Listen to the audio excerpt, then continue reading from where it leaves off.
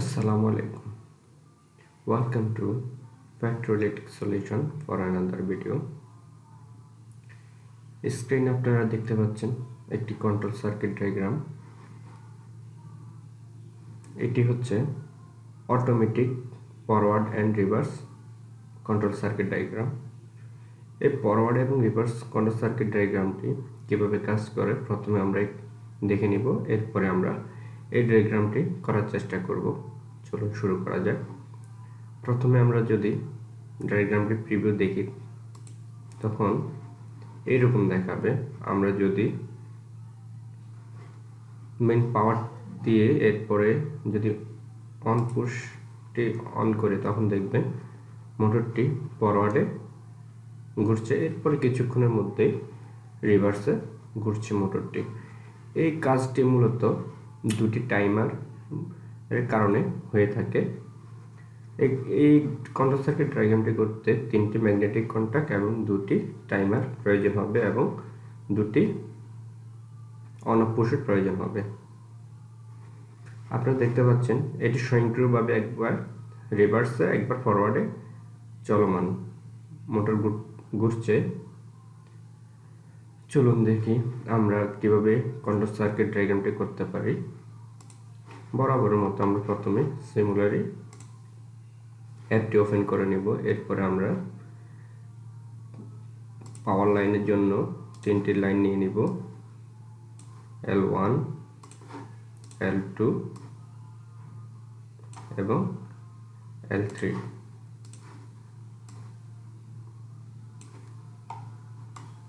এরপরে আমরা main motor পাওয়ারটি করে ফেলব। সেই জন্য আমাদের লাগবে তিনটি ম্যাগনেটিক কন্ডাক্টর, 1, 2 এবং 3। তিনটে ম্যাগনেটিক কন্ডাক্ট নিয়ে নিলাম। তিনটি ম্যাগনেটিক কন্ডাক্টের সাথে আমরা লাইনগুলোকে সংযোগ করে দেব। 1, 2 এবং 3।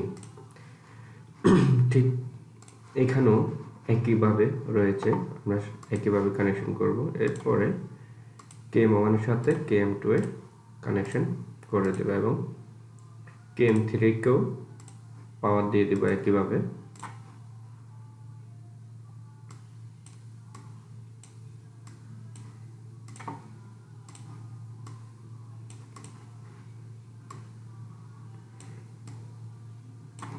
এরপরে আমরা ফরওয়ার্ড এবং রিভার্স করার জন্য আমরা লাইনগুলো সংযোগ করে দিচ্ছি। এরপর আমাদের লাগবে একটি induction motor, 3 phase induction motor. 3 phase induction মোটরের সাথে আমরা মোটর লাইনগুলো কানেকশন করে দিচ্ছি।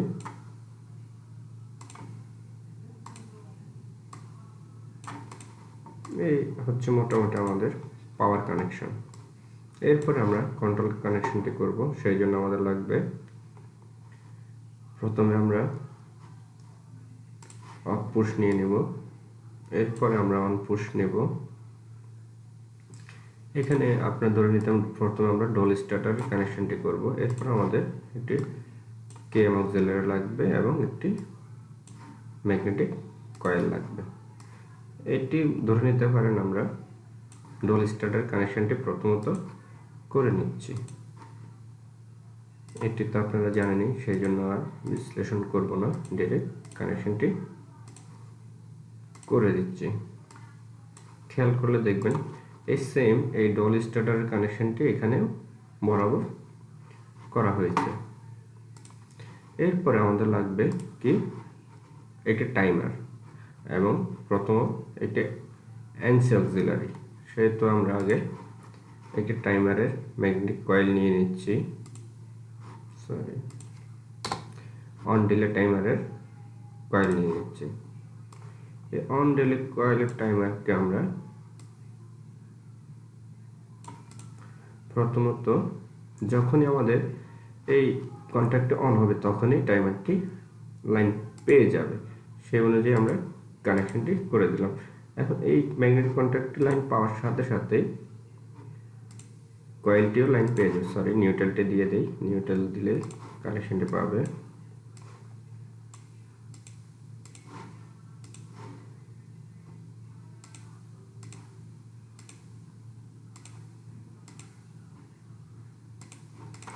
দেখুন, প্রথমে যদি আমরা অন পুশটি অন করি তখনই টাইমারটিও অন হয়ে যাবে। এই টাইমারে লাইন চলে আসলো, তারপর টাইমারটি অন হবে। ওখানে যেভাবে দেখছিলেন, এখানে যেভাবে দেখেছিলেন যে অন পুশ অন করার সাথে সাথে টাইমারটিতে লাইন চলে আসলো। এরপরে আমাদের লাগবে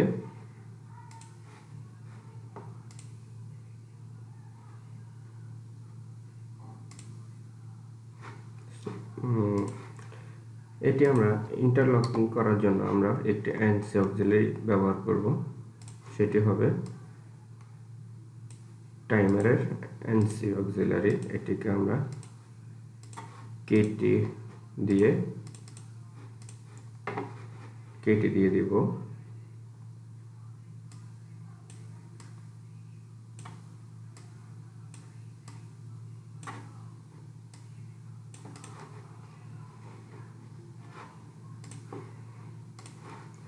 KT2, এটা হবে যে KT2 2। এরপর আমাদের লাগবে এই প্রথম টাইমারের এনসি অক্সিলারি এবং তৃতীয় ম্যাগনেটিক কন্ট্যাক্টের অর্থাৎ ফরওয়ার্ড কন্ট্যাক্টের এনসি অক্সিলারি। দুটি এনসি অক্সিলারি লাগবে। প্রথমে আমরা দুটি এনসি অক্সিলারি নিয়ে নেই। NC auxiliary 1, NC auxiliary 2। এই দুটি অক্সিলারি দিয়ে আমাদের যে রিভার্সের যেই ম্যাগনেটিক কন্ট্যাক্টটি রয়েছে সেটি কানেকশন যাবে।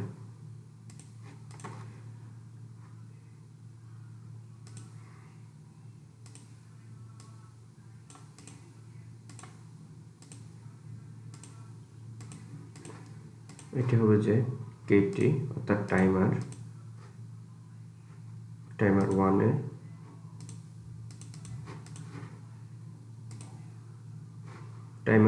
এনসি এবং ম্যাগনেটিক কন্ট্যাক্ট অর্থাৎ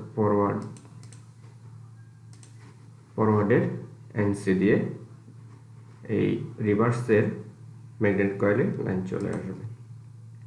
এরপরে আমাদের লাগবে আরেকটি টাইমারের কয়েল, আরেকটি টাইমার লাগবে সেম।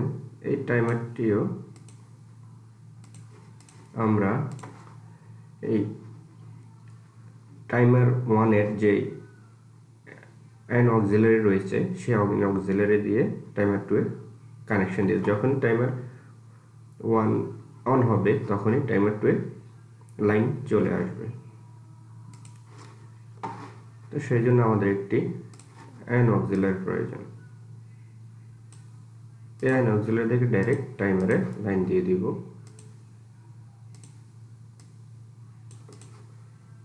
এটি হবে যে KT1 দিয়ে লাইন ঢুকবে।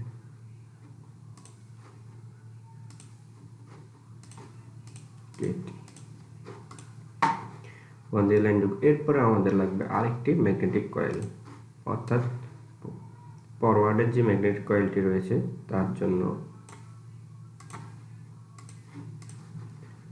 এই ম্যাগনেটিক কয়েলে আমাদের তাও দুটি অ্যানোয়েন্স লাগবে। প্রথমে KT1-এর অ্যানো, যখন KT1 অন হবে তখনই এই কয়েলটিতে লাইন চলে আসবে। অ্যানো অক্সিলারি এবং এনসি অক্সিলারি। প্রথমে আমরা একটি অ্যানো অক্সিলারি নিয়ে নিই। এটি হবে টাইমার 1-এর অ্যানো অক্সিলারি। এরপর আমাদের একটা এনসি অক্সিলারি লাগবে। এনসি অক্সিলারিটি লাগবে আমার ইন্টারলকিং এর জন্য। সেটি আমাদের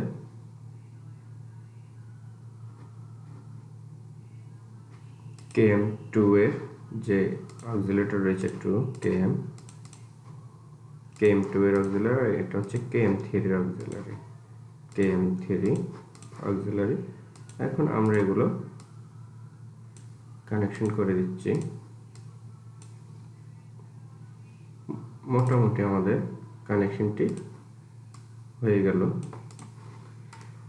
এই হচ্ছে আমাদের অটোমেটিক রিভার্স অ্যান্ড ফরওয়ার্ডের কন্ট্রোল সার্কিট ডায়াগ্রাম।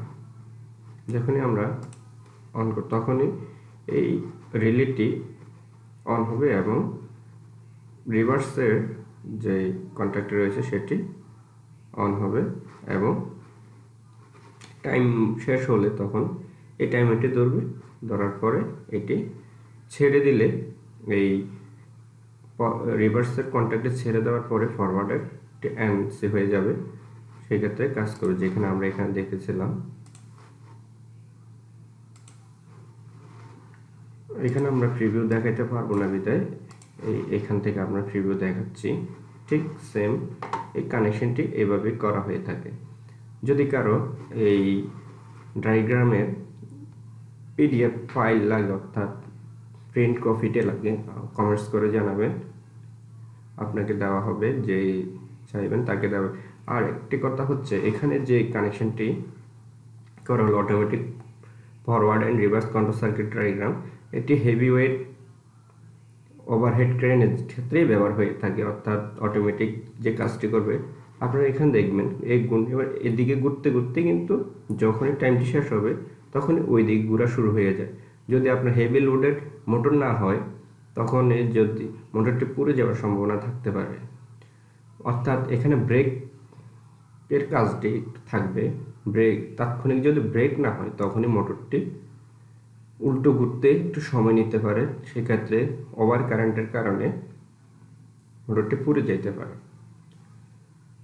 আর যদি আপনারা অন্যভাবেও যদি করতে চান তাহলে করতে পারবেন। এখানে আর একটু ইন্টারলকিং করলে মোটরটি অফ হয়ে আবার অন হবে, ওইভাবেও করা যায়। আমরা একটু সাধারণভাবে করে দিলাম, যে ছোটভাবে করার জন্য। যদি কারো এই ধরনের ডায়াগ্রামের প্রয়োজন হয় তাহলে আমাদের থেকে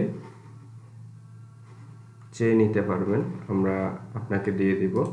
ধন্যবাদ সবাইকে ভিডিওটি দেখার জন্য। আসসালামু আলাইকুম।